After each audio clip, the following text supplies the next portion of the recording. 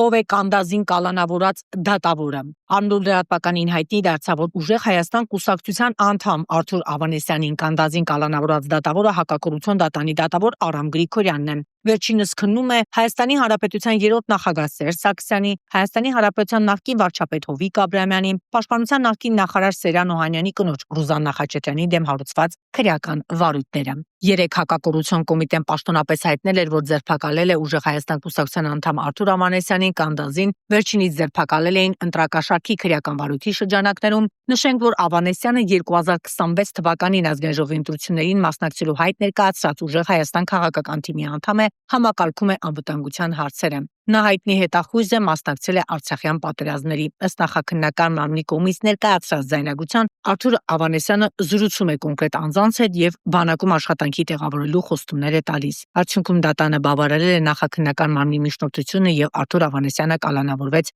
2 ամսով։ Նա այս պահին գտնում է Վարդաշեն քրեակատարողական հիմնարկում։